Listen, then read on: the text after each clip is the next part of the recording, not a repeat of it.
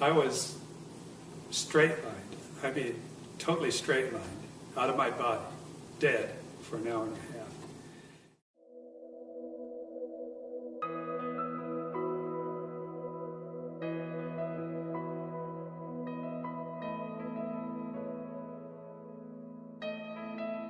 My name is Richard Cole, and I am 72 years old. I have never been what I would call religious. I've always believed that there was a God, and I believed that there was Jesus, but I've had doubts. I've been a doubter before.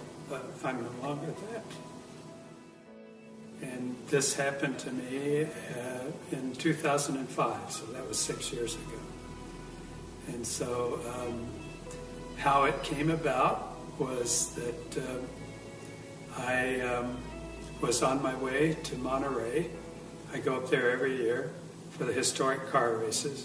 While I was stopped at the stoplight, I had a pain that started in my jaw, right in the mandibular area, went down my jawbone, down my carotid artery, and into my chest. I said, "Oh, this is strange." My friend and his wife said, "What's wrong with you? You don't look very good. What's your symptoms?" I said, "Well, my hands feel a little sweaty and I feel a little clammy." I said, "I don't know what's going on." He says, "I'm going to take you to the hospital." I said, "Oh, I'll be okay. I'll go home and take an aspirin. This will be done with." He says, "No, we're going right now." So we went in and they put me on a gurney because there was no room in the emergency room. My blood pressure was extremely high. And they gave me a couple of shots right away to try and get my blood pressure down. And then I went right into the x-ray room, and they gave me some x-rays, and came back in a little while, and Steve, the doctor, a friend of mine, says, "You have a serious problem." I said, "Oh, really?" And he says, "Yes." He says, "You have an aneurysm, but what's worse, it's split, and I think you're bleeding internally." 5 o'clock the next morning, I was in the the ready room rather, at Cottage Hospital. Anesthesiologist came in and says, "Well, I'm going to, give you a shot right now, and then you're going to go off to sleep." I said, "Okay." I said, "Is the doctor here yet?" "Yeah, he's here." So I asked to see him. I said, "Okay, what are you guys going to do to me?" And he says, "What we have to do is cool you down to a real low temperature, and when we do that, it'll be just like chopping a hole in Lake Michigan in the ice in the middle of the winter. Everything's going to stop. Your brain's going to stop, and your heart will stop." I said, "Well, I've never heard of that before, and I read a lot." And he says, "We usually don't tell our patients what we're going to do to them, or else they'd run down the hall dragging the IV behind them." They told me when I went in that I'd have about a 50-50 chance of making it. I found out later with that kind of operation where they take your heart out, you have a 10% chance of survivability. So the anesthesiologist put the IV in. I went off to sleep right away, and they start rolling me down the hall to the operating room. And then I realized that I was still conscious and I wasn't under yet. It was like I was for a little bit, but then I was awake again. And I saw them roll me into the operating room. And so I wanted to tell the doctors that, "Hey, you got to give me some more of whatever it was you gave me because I'm not out yet." But I couldn't speak. I didn't have any pain or anything like that. I just could not open my mouth and get the words out, even though I tried very hard to tell them that I was still conscious.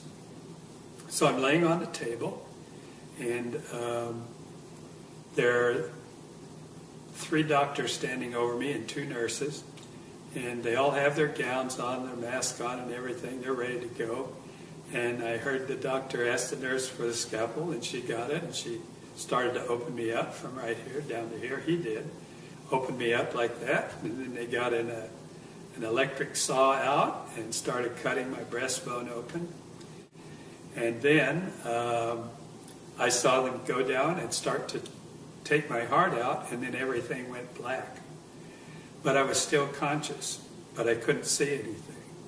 And it was like a heavy black fog, and I'm just standing there looking around. I couldn't figure out what to do next or what was going to happen next. Right then, 2 beams of light came over my right shoulder. So I started to turn around and look over my shoulder to see where it was coming from. And then I heard a voice. And the voice was very authoritative, not loud, but he says, "Don't turn around." And I'm thinking, well, why not? And he says, "Don't turn around, because if you see my face, you'll have to stay here." And he says, "Now, that'll be okay if you stay here, but I have a job for you, and if you disobey me, I won't be happy." And he says, "You don't want to see me unhappy." So I said, "Yeah, well, okay, I better pay attention and do what he says." And then I said, "I know who you are." He said, "Oh, you do?" And I said, "Yeah." And all during this conversation, I had a feeling of where he was, that he was walking back and forth behind me, that he was sitting in a white throne, just a plain chair, didn't have jewels or anything on it, but just a plain white chair. And I could just feel that, and I don't know why. That's what I was feeling. The next thing that happened is he says, "Do you have any more questions before you leave?" I said, I got to think about this. And I thought, I was thinking really hard, what am I going to ask God? Couldn't think of anything. I wanted to be really smart enough to ask him something very pertinent. And so I said, well, I'm going to have to revert to an old cliche. What's the meaning of life? And he starts laughing again. I said, what's so funny now? And he says, well, I don't know why, but a lot of people ask me that question. And it's really real simple. But I tell you what, when you come back, we'll sit down. You can ask me all the questions that you ever will have. I'll answer them for you. So I said, okay. He says, okay, it's time for you to go back. And I turned around. I'm sorry, but he put his arms around me. He put his arms around me. And it was a feeling that I can't explain. It was unconditional love, but it was words. I can't tell you the words. And I'm sorry, but I always act like this because I can feel it again. So,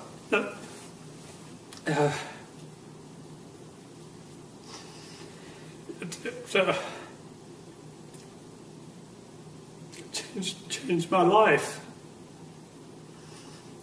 And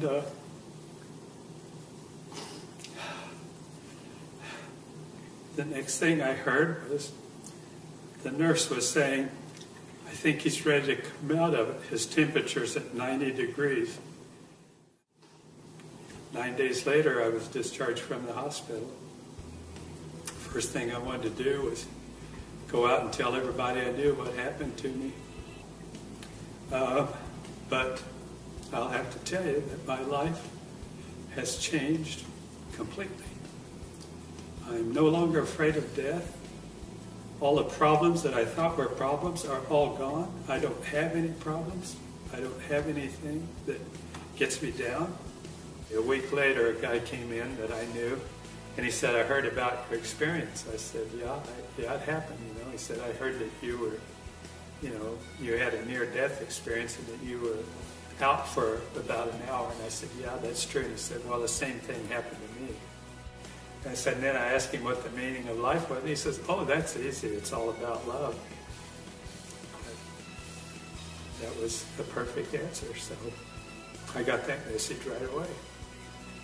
Now I study the Bible, and it's taken me a long time. I've been doing it for 6 years.